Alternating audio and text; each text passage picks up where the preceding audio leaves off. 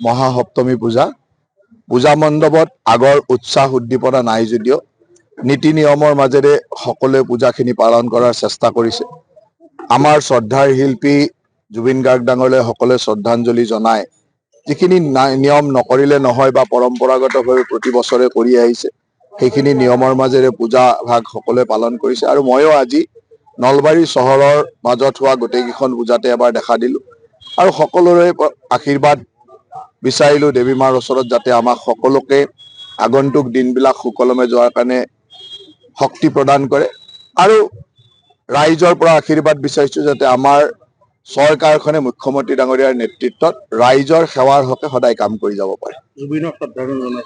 আজি প্ৰতিখন পূজাতে আমাৰ মৰমৰ শিল্পীগৰাকীৰ প্ৰতি সকলো অঞ্চলতে শ্ৰদ্ধাঞ্জলি জনাইছে আৰু শ্ৰদ্ধাঞ্জলি পূজাৰ এটা পাৰ্টৰ দৰে সকলোৱে এই শ্ৰদ্ধাঞ্জলিৰ মাজেৰে আমাৰ মৰমৰ শিল্পীগৰাকীৰ অমৰ হোৱাটো বিচাৰিছে। তাৰ লগে লগে তেওঁৰ প্ৰেৰণা লৈ যাতে আমি আগন্তুক দিনত এই ক্ষেত্ৰখনত কাম কৰিব পাৰোঁ তাৰো চেষ্টা কৰিম।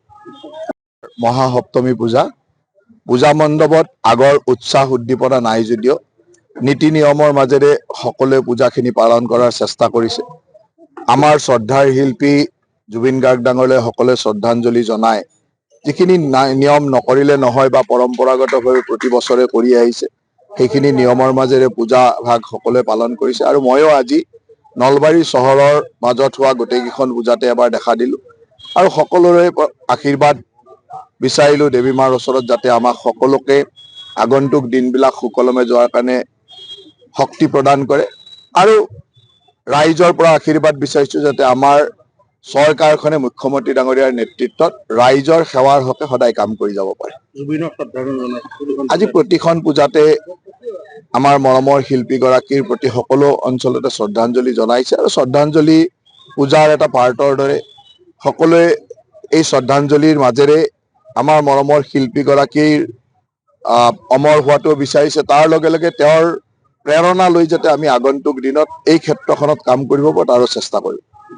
যিকোনো খবৰৰ বাবে যোগাযোগ কৰক 7099017330 লগতে 7099017110 নম্বৰত।